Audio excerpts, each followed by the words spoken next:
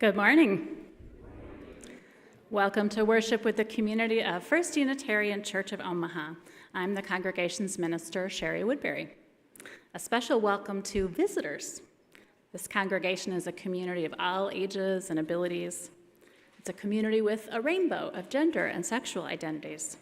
It's a community of diverse cultural and class backgrounds. We draw from many sources of inspiration and share common liberal religious values. Whoever you may be, we welcome you to bring your whole self into this space. Visitors are invited to fill out a visitor form. If you're here in the pews, it's a yellow form in the hymnal racks. If you're online, you'll find a link to an online form below the service description in YouTube. I have a few announcements this morning. There's a bake sale happening at coffee hour after the service, so be sure to check out all the goodies that members of the congregation have baked up. The proceeds will go to help us replace our dinnerware in the kitchen. Let's see. Those new to First are invited to join our membership team during coffee hour. Melissa Gibson and Jean and Frank Wagner will be hosting a table, so you can look for that sign and grab a cup of coffee or tea, and let's get to know one another. I also want to mention, draw your eye to the Pew promo flyer that is in the hymnal racks as well. This is something new we're trying, just to share information about what's going on at the church over the next couple months. So if it helps you to have printed information, feel free to grab one of those. And lastly, I want to mention that volunteers are still needed for the Children's Spring Festival in Religious Education next Sunday. Lots of ways to help. If you'd like to may volunteer or ask what's possible, you can email Christina Strong, DRE, at firstuuomaha.org.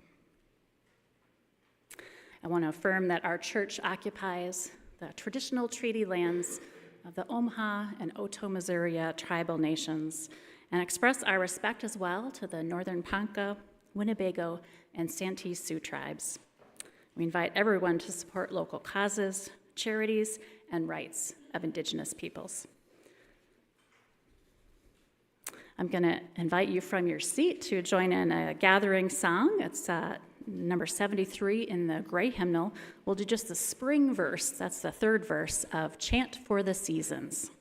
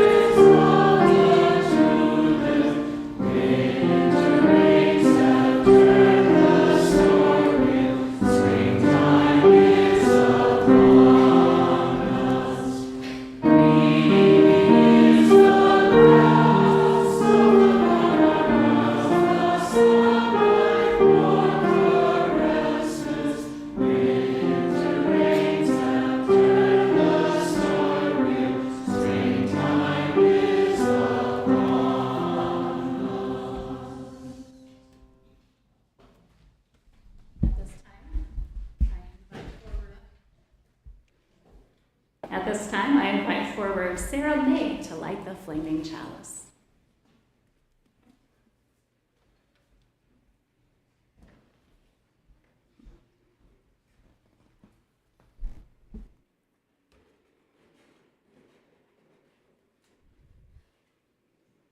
All together, spark of the Spirit, cup of first embrace, light of love, alive in all creation. As we kindle this flame, we rekindle our connection to the sacred web of life. Whether by habit or out of need, whether in body or through cyberspace, you enter this sanctuary. Light, shining sky inside, open space for hearts and minds. There is no separation here of the sacred from the profane, no setting apart from the natural world, for nothing can be more precious than the ordinary beauty of spring or the stirrings of the human spirit. Let us bring then our holy hearts and our sacred bits of soil into this place of ritual and song. Let us once more commingle the elements of heaven and earth in this shrine of interconnection. Come, let us worship together. I invite you to rise, if that feels good in your body, to sing number 1064 in the teal hymnal, Blue Boat Home.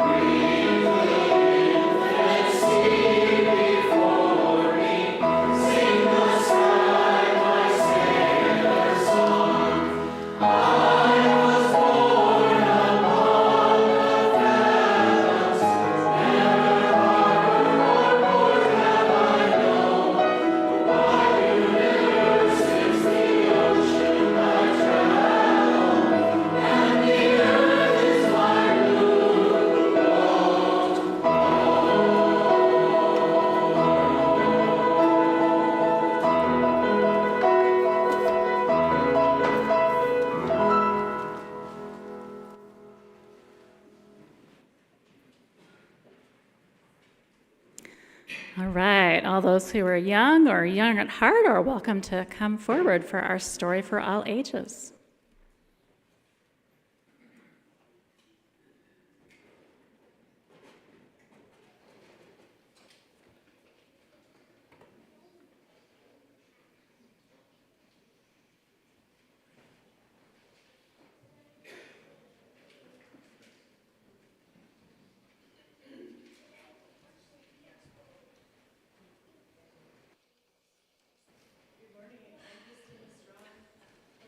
Child and Family Programs here at First Unitarian Church. And our book today is called We Are the Builders.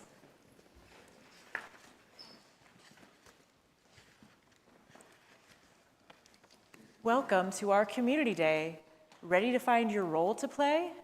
My name is Ramla. I'm your guide. Follow me and stay by my side. So many grown-ups and kids are here. Everyone wants to volunteer. There's plenty to do in our own town. Help new friends, plant trees in the ground. The time is now, let's all play a part. Listen and learn. What moves your heart? We are the builders. We form and forge, construct and fix, improve homes with nails and bricks. See those old desks, tables, and chairs, good as new with some repairs. Who wants to join the builders? Please feel free to raise your hand, anyone, if any of these appeal to you, or just think about it. We are the caregivers. We comfort, console, soothe, and cheer, care kits for all near and dear, acts of service and words that mend. How can I help, my new friend? Who wants to join the caregivers?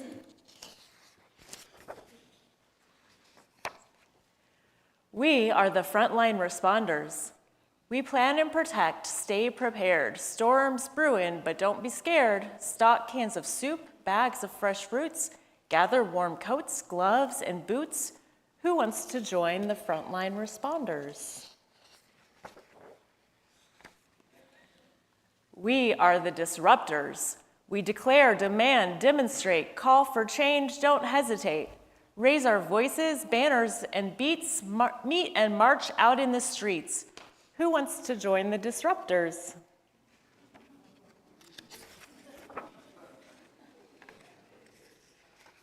We are the experimenters.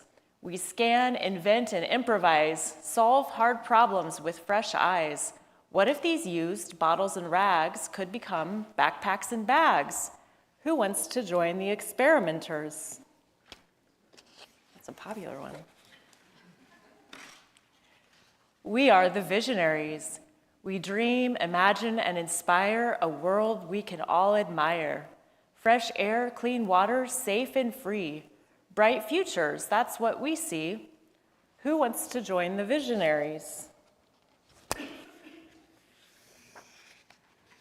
We are the weavers. We stitch, we braid, we intertwine.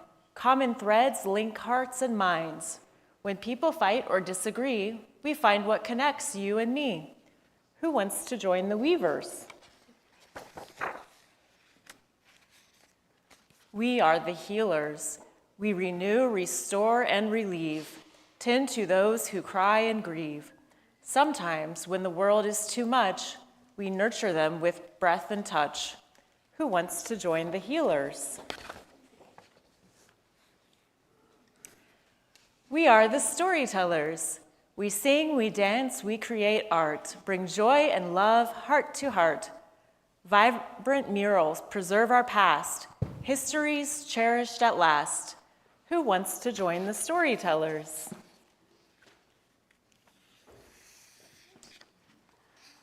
Of the different roles to play, which one feels like you today?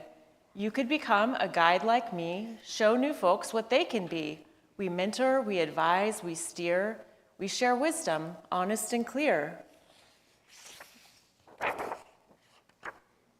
Now that it's clear what we each can do, we want to hear from all of you. What role will you choose? Who will you be? How will you shape your community? And that is the end, except that it's not the end. We're going to talk about this a little bit more in our elementary class today. And then there's also a workshop, which is kind of like a class and a discussion for 3 sessions in May. That's for kids and teens and adults, and we can all meet together and talk about the roles that we each like to play and feel inspired to do in our community, and how we can all work together to shape our community together. So ask your parents about that, and I'll be in the common room with my laptop during coffee hour if anybody wants to get signed up for that May Social Change Now workshop, which Shari will tell you more about. All right, let's go to class.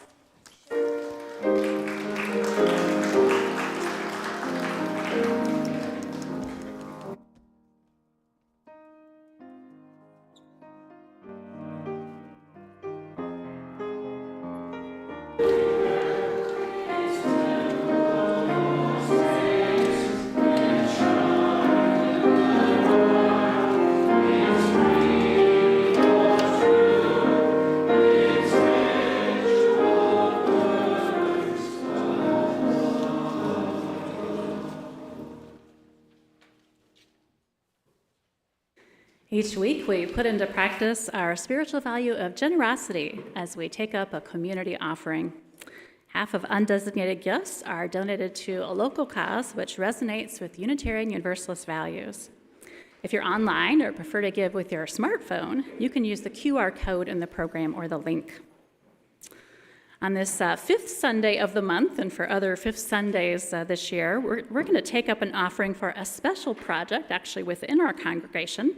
It's for our youth group and their UU Heritage trip they are planning to Boston.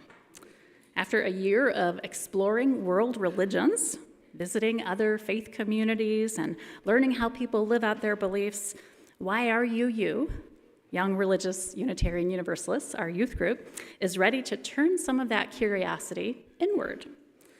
The coming year of preparation for their Boston pilgrimage will mark a transition into a deep exploration of Unitarian Universalist history, connecting what they've learned about other traditions with a deeper understanding of their own. By visiting historic UU sites around Boston and engaging the roots of our faith, youth will begin to see themselves as part of an ongoing story, one they will help shape as Unitarian Universalism continues to evolve. Now, youth will be raising funds in a variety of ways over the coming years, so you might see some other opportunities. But donating to this special trip through our Share the Plate program is one way to show support for youth leadership and spiritual growth. Thank you for giving with a generous heart.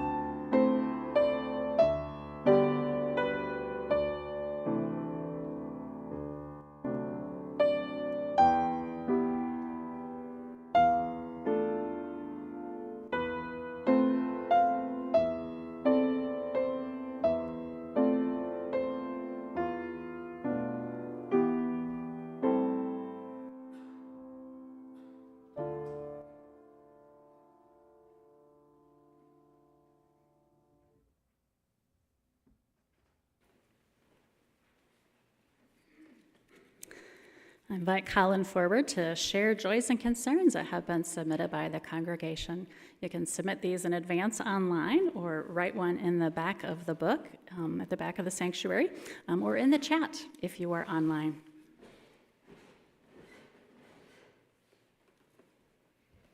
From Marie Sedlacek, saying proud of Reverend Shari's words at the No Kings rally. Good to be surrounded by so many people intent on change.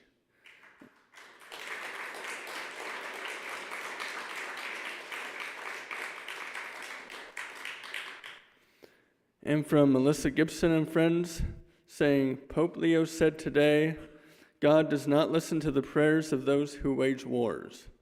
May we reflect on our actions, learn more, and keep the people impacted by the U.S., Israel, and Iran conflict in our thoughts and hearts.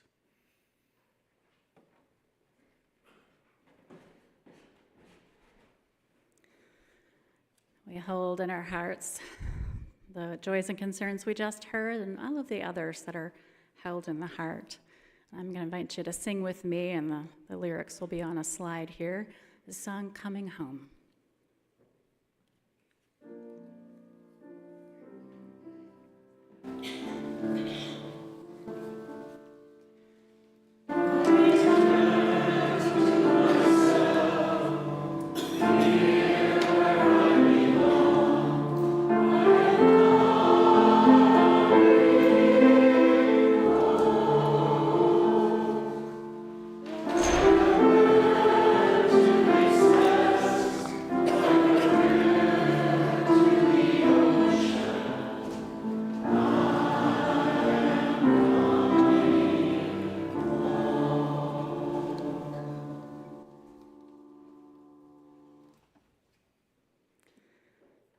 On the wings of this music, I invite you into a time of contemplation. You may wish to check how you're sitting, that your spine is erect. Perhaps rest your eyes. Place your hands where they're comfortable. I'll end the time of silence with the sound of the bell. During the quiet that follows, I invite you to bring awareness to your interconnectedness with the earth and all its creatures, your interconnectedness with this community of First Unitarian, and your interconnectedness with all people who share a commitment to positive social change and the common good. A time of silence together.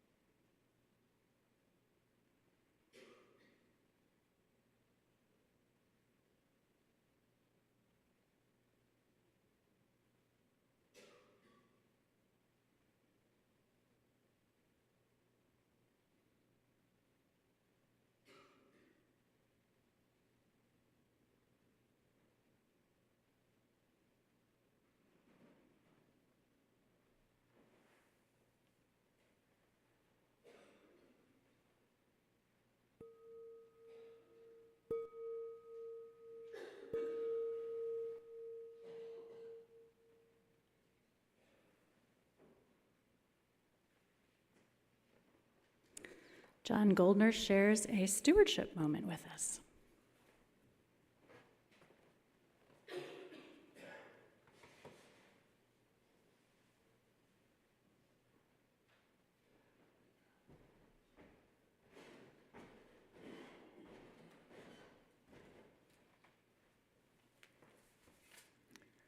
Good morning.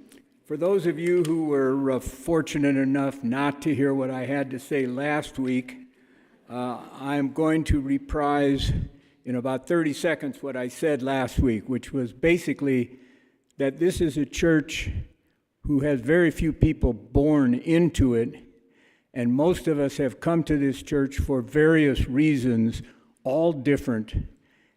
And we come together here still with different philosophies and different reasons for being here. That was last week. This week, I'm going to talk about something a little different.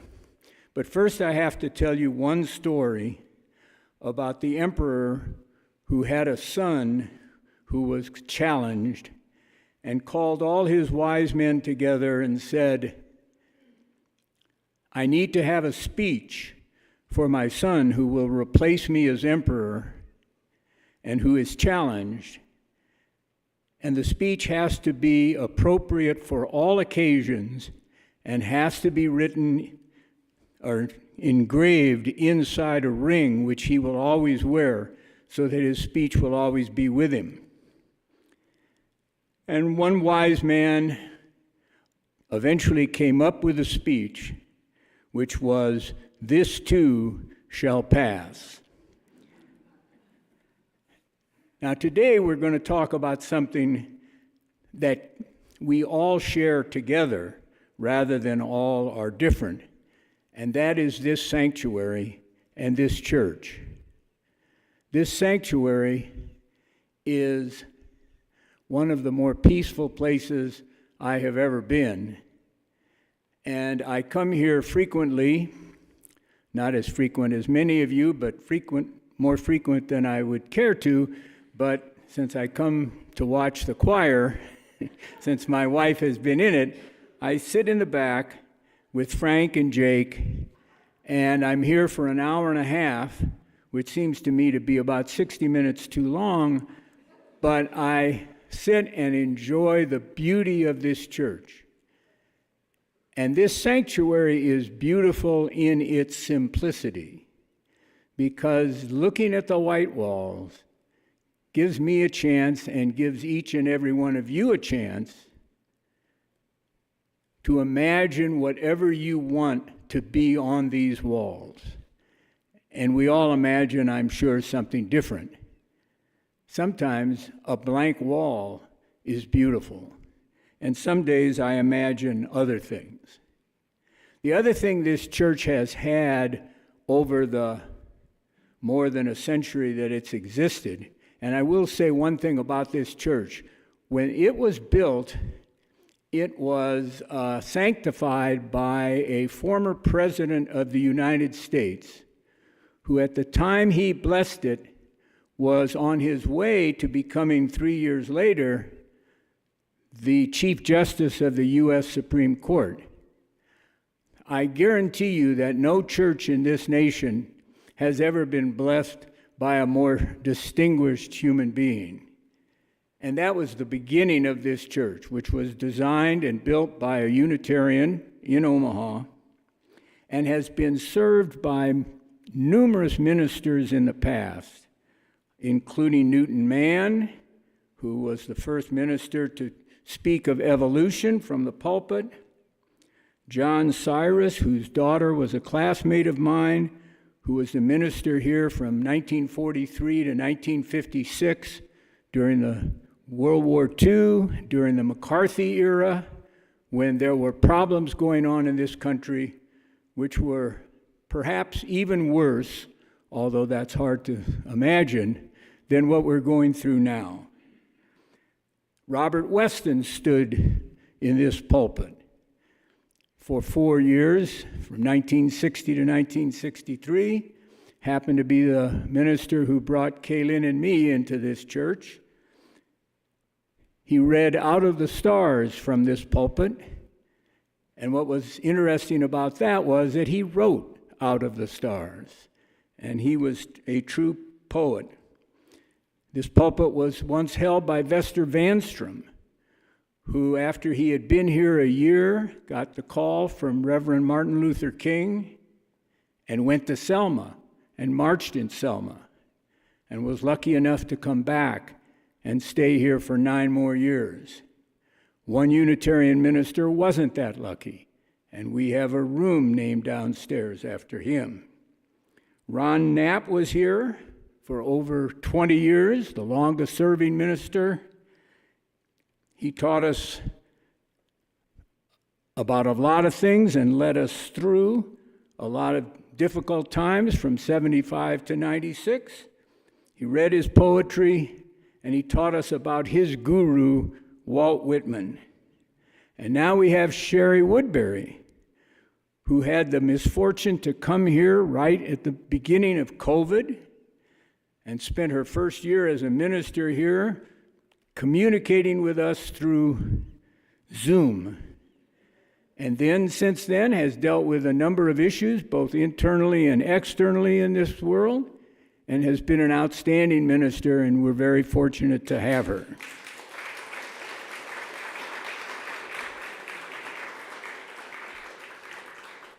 Last year, the board finally recognized what had been apparent to any fool for at least 30 years, which was the church was falling apart.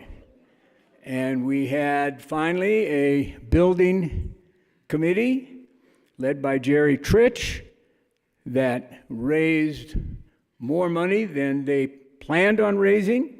Jerry has led the repair of this church, which has been very important, and it continues to be repaired, and hopefully it will be able to last for another 100 years, although I suspect there will be more building meetings in the near future. Thank you, Jerry. This is a soft sell today because I'm supposed to be up here talking to you about money. And as I once heard a doctor, I was seeing a patient in a room right next to the bed that he was seeing his patient in, and the lady said something about money, and he looked at the patient and said in a somewhat semi-angry voice, "Madam, money is the last thing I think of." And as he walked out of the room, he said softly under his breath, "Every night when my head hits the pillow."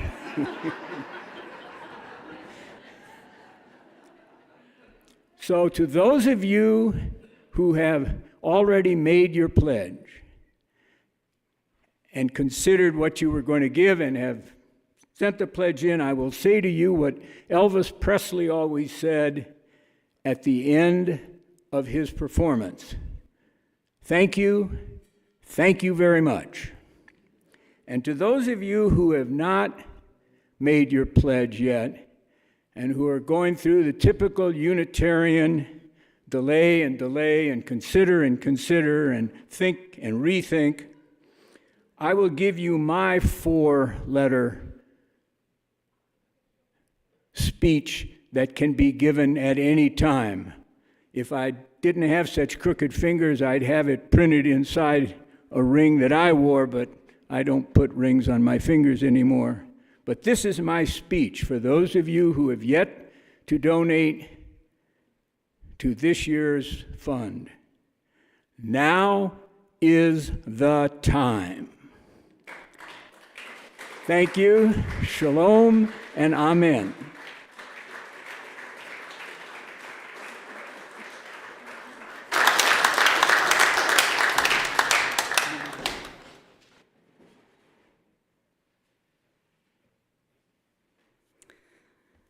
Thank you, John, one of our storytellers. This morning, we celebrate our connections and lift up some ways we can cultivate those connections. Kate Forster wrote, "I think it's a deep consolation to know that spiders dream, that monkeys tease predators, that dolphins have accents, that lions can be scared silly by a lone mongoose, that otters hold hands and ants bury their dead." Forster goes on, that there isn't their life and our life, nor your life and my life, that is just one teetering and endless thread, and all of us are entangled with it, as deep as entanglement goes. I love that. All of us are entangled as deep as entanglement goes with the endless thread of collective life. Yesterday, I spoke at the No Kings rally. Each speaker was invited to finish with a call to action. I knew others would address a myriad of practical actions we could take as participants in democracy, as defenders of democracy. As the only religious leader on the speaking list, I encourage something more basic. Building the connections of community that are the foundation for fighting fascism. I quoted one colleague who had been to Twin Cities and summed up the lesson there as the antidote to fascism is community, organized community. In neighborhoods and networks of mutual aid, and in caring communities like congregations, places that anchor us in our values and renew our spirits within beloved community, places that can help sustain us for the long haul, because I think we're in it for the long haul, right? I wore my clerical collar to the rally yesterday, and quite a few people stopped me as I was weaving through the throngs, wanting to talk about the role that religious communities can play, and several of them disappointed that there weren't more visible clergy present at that gathering. Some of those folks already had their own religious community, but others did not. And I know quite a few also stopped by the First Unitarians table that our social action team organized, and were curious to learn more about this congregation. Well, why do I bring this up? Because there are a lot of lonely and worried and curious people out there who are hungry for spiritual community, who share our Unitarian Universalist values, but they can't find us if they don't know about us, if they don't know we're here and what we're about. So I want to encourage everyone within the sound of my voice to consider who you might know that might fall into that category. Who might benefit from having a community to plug into regularly with shared values and the spiritual sustenance available in a place like this? I encourage you to tell them about First Unitarian and invite them to come to church with you and check it out. Because as former UUA President Susan Frederick Gray often said, this is no time to go it alone. We need each other. And other people out there need a religious community like this one. All right, I'm going to invite forward now Melissa Gibson, our membership coordinator, among other hats that she wears, to join me in a new member ceremony. Today we'll welcome 3 people to our community as members, one of the wonderfully rewarding ways that we cultivate connections here.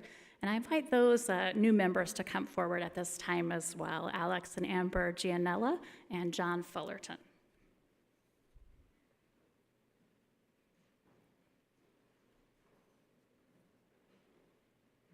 This is a time of joy for our congregation as we welcome these new members and renew our shared commitments to this community.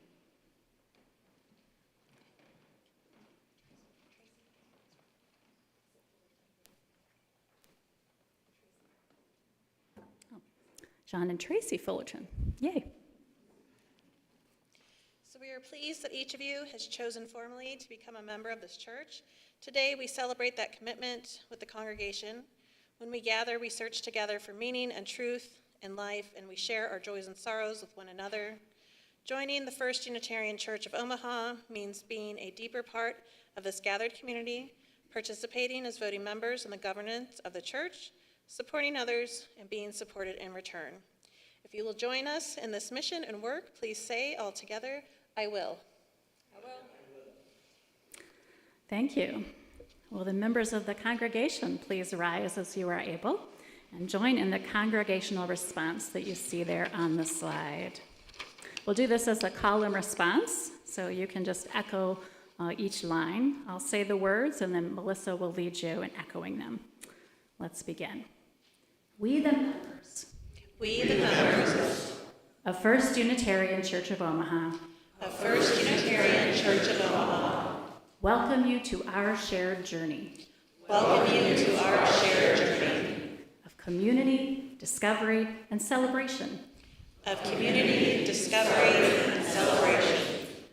We invite you to contribute. To our work for healing and justice. And pledge to join. Our strengths and talents with yours. believing that through common effort,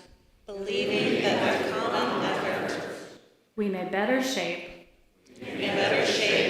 the meaning of our lives. May we work together to sustain this congregation, a place of comfort and challenge, a home from which to journey, and return once again. We receive you with open hands and hearts. Welcome. Congregation, you may be seated. So new members, you have signed or will sign shortly the membership book. We also have some welcome gifts for you to remind you that you belong to this community and that this community belongs to you. Now, it's said that membership truly begins not when you sign the book or appear before the congregation in a ceremony like this one, but when you find yourself disappointed by the congregation and choose to return anyway. Putting our covenant of right relations into practice and asking others to live into those promises also. So we're going to alternate reading the covenant now before I ask everyone to affirm it. I invite those on the piano side actually to follow along with Melissa, read along with Melissa, and those on the organ side to read along with me. Our covenant of right relations, and we'll let Melissa start. We, the congregation of First Unitarian Church of Omaha, covenant together to create a religious community where we can freely explore our values and foster diversity as a source of communal strength. To build healthy relationships, seeking to understand each other and respect our differences. To listen deeply and endeavor to communicate. Am I? The words, yeah. Oh. Slide. There we go. To listen deeply and endeavor to communicate directly, honestly, and compassionately, particularly when we are in conflict. To do our best to make amends when we have hurt each other, even unintentionally, to learn from our mistakes, to forgive, and to reconnect in a spirit of understanding and commitment. Members old and new, do you affirm your commitment to this covenant? If so, just as you are, you may say, I do. I do.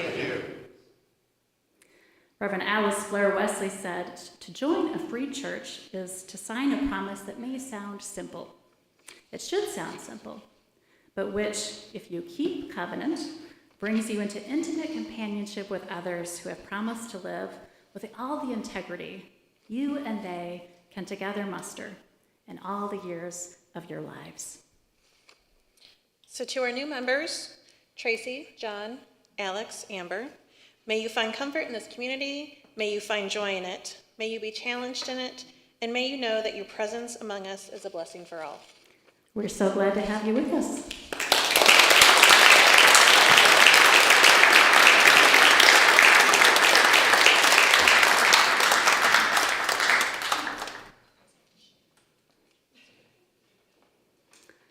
And everyone who wants to say a personal welcome can do so at coffee hour.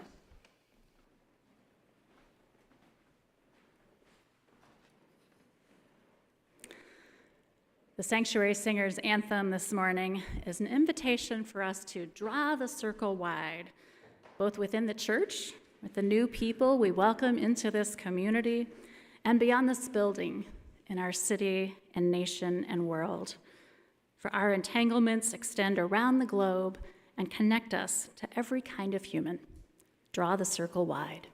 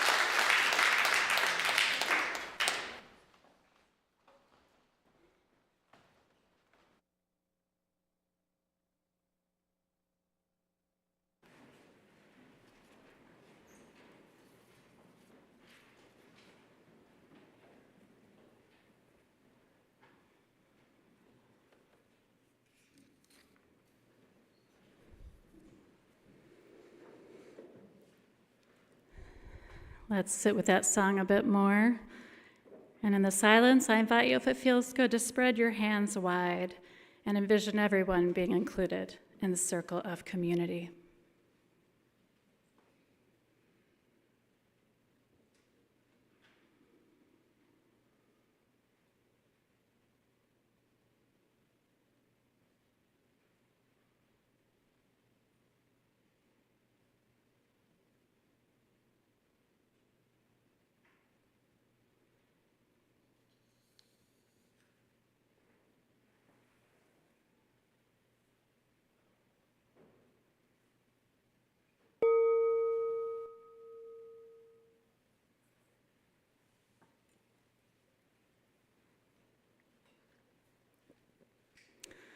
One may feel deeply our interconnection with one another and feel deeply in these troubling times the pain of so many people suffering poverty, persecution, and more.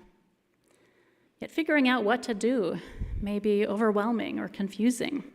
Where to start? Or for those who have been active in working for a better world, fatigue and burnout may develop. I am so excited that First Unitarian will be offering a 3-workshop series in May on this very topic, as Christina Strong mentioned. We have a wonderful facilitation team lined up, and we'll be utilizing a curriculum that is made for multiple generations to learn with and from each other. I'm looking forward to participating myself in this series. The model we'll be exploring comes from Deepa Iyer's work on social change now. It's an approach very much grounded in values that resonate with Unitarian Universalists, values like love, equity, justice, and interdependence. One of the things I most appreciate about the model is that it presents a bunch of different social change roles a person might play. We got a glimpse of that in the Story for All Ages. The children's story we heard, We Are the Builders, is by the same author. Iyer presents an ecosystem model of social change. 10 different roles people may play in social change, all of them important.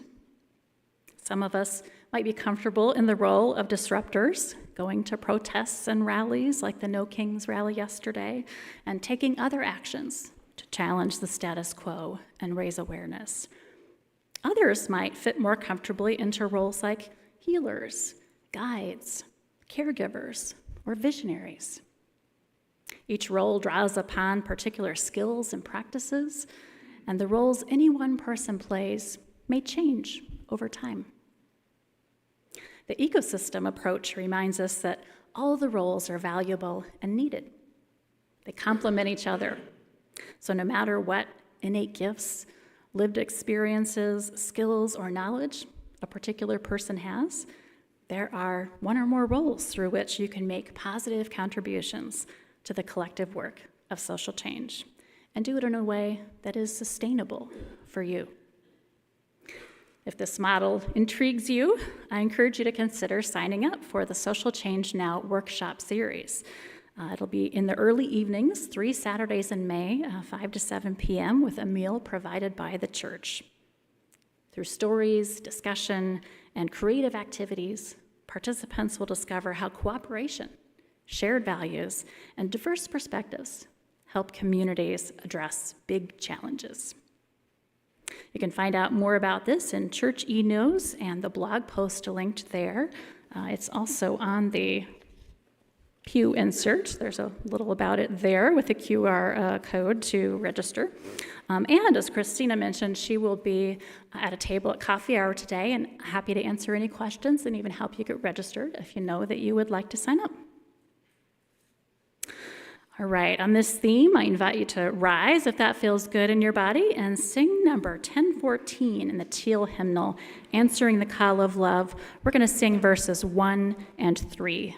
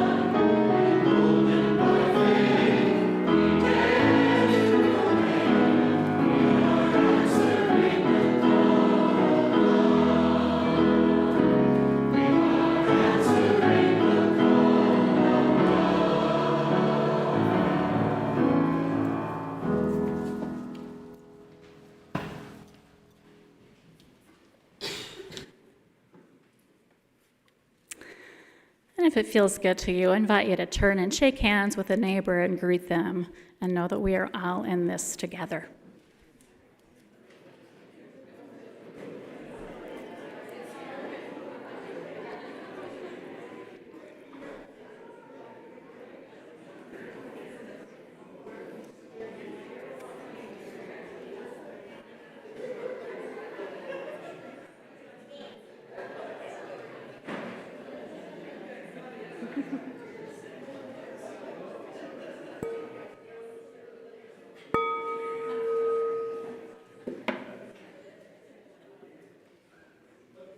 All right, feel free to continue the greetings and conversation at coffee hour. Right now, we turn back to our entanglement with the great web of life. There's no better teacher for cultivating connections than Mother Nature, and no greater source of inspiration and sustenance. From your seats, I invite you to find your song sheet with My Religion on it. The choir is going to sing through it once for us on the melody, and then all are invited to join in as you're moved. Don't be distracted if the choir starts adding harmonies after we get going. And we're going to follow William and Jay as to when we end this song.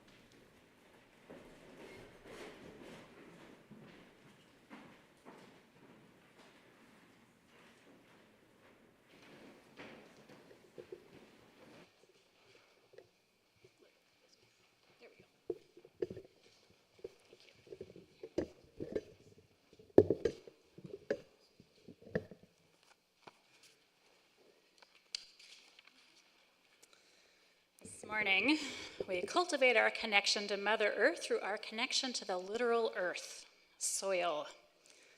Dirt may seem unremarkable. We walk over it all the time without a thought. But the soil beneath our feet is far from dull. The soil is marvelously complex. Rocks and rock dust are in there, sure, and the occasional gem or geode somewhere below us in the earth. But so too are the fossils and pulverized bones of ancient marine life.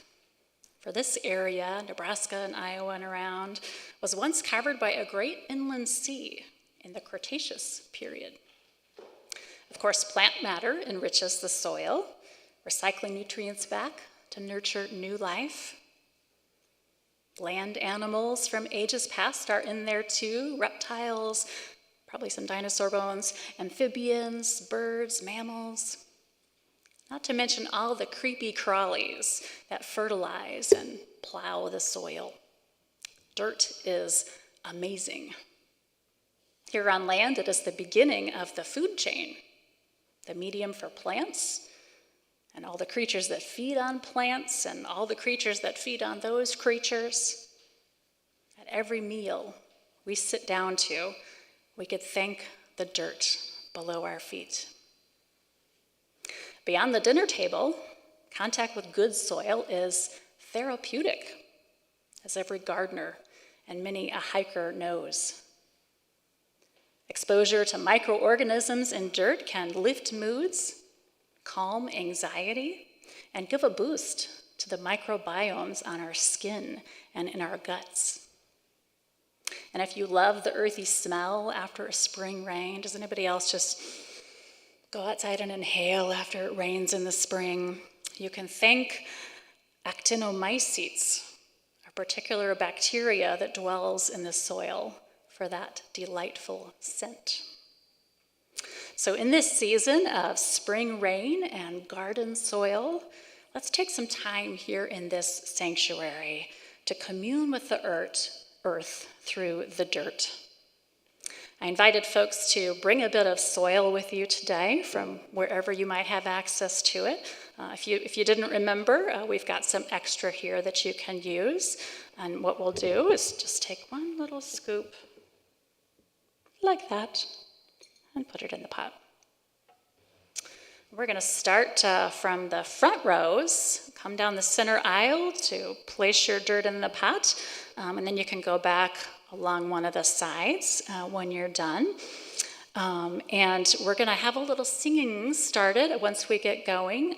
That's the other song that was on a song sheet for you, and you can feel free to just join in as you feel moved. And our singers may turn it into a round after we get going. So I invite the front rows to come forward now to participate in Dirt Communion.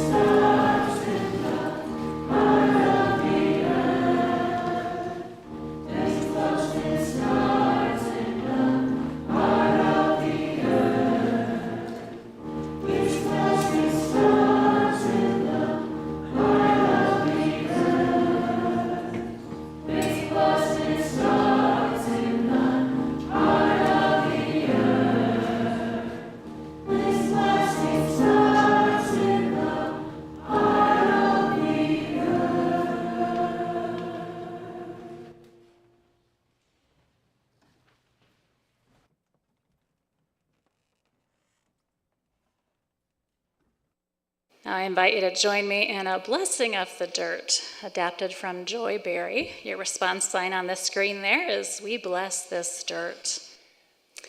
In humility and gratitude upon witnessing the building blocks of life on earth.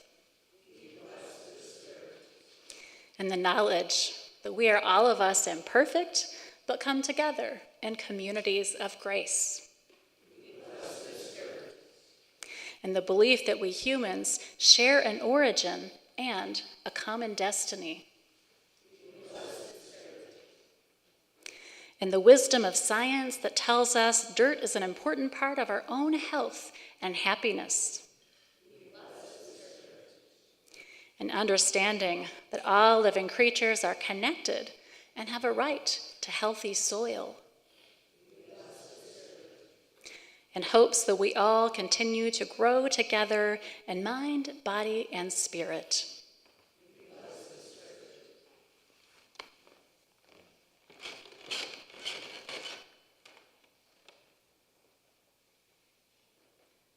I invite you to rise for our closing song, if that feels good in your body, number 1068, Rising Green.